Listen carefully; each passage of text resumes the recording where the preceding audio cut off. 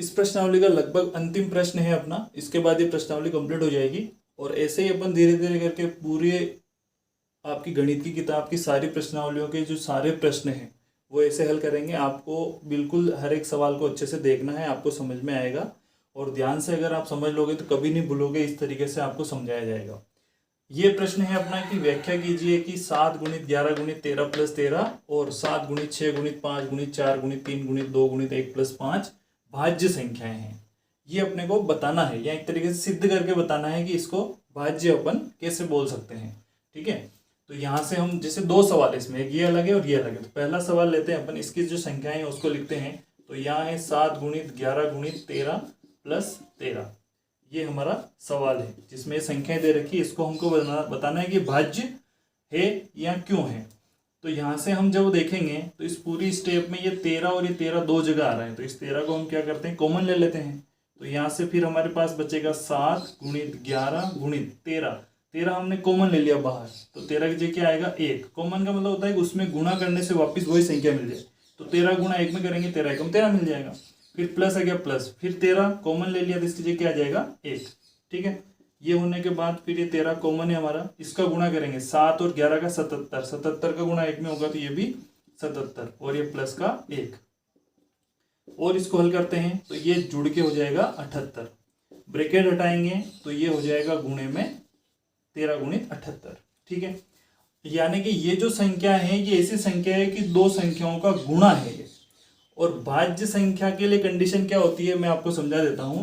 भाज्य संख्याएं वो होती है जिसका अभाज्य गुणनखंड केवल 1 होता है, यानी कि या तो वो संख्या रहेगी या वो 1 के साथ गुणा होगा। जैसे अपन उदाहरण के लिए लेते हैं 17, तो 17 क्या है, 17 का अभाज्य गुणनखंड लिखेंगे क्या आएगा 1 आएगा। 17 गुणित 1, इसके अलावा कुछ नहीं हो सकता है।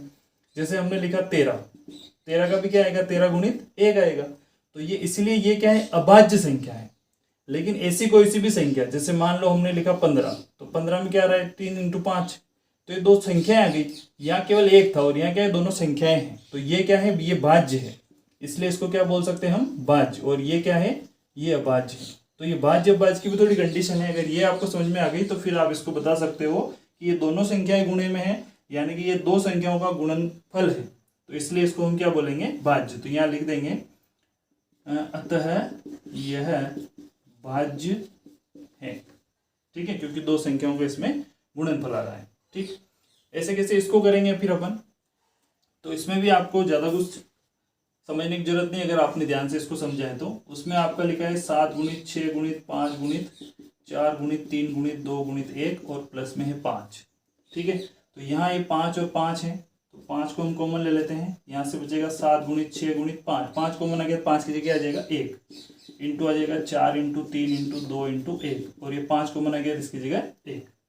ठीक है, ये 5 हमारा कॉमन, इसका गुणा कर लेंगे अपन। तो इसका गुणा करेंगे तो ये हमको मिल जाएगा 1008 और प्लस ये हो जाएगा 1।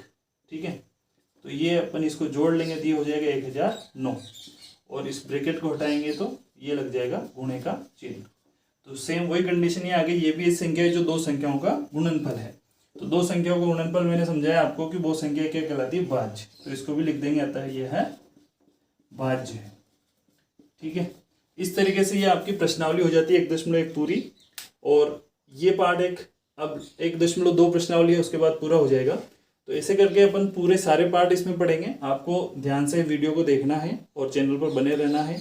लाइक और कमेंट जरूर करें अगर आप वीडियो देख रहे हैं तो, जो भी आपको अच्छा लगे वो। और जो लेसन या जो टॉपिक आप चाहते हैं कि आप पहले वो समझना चाहते हैं तो उसके लिए कमेंट करें, तो हम पहले उस टॉपिक को ले लेंगे।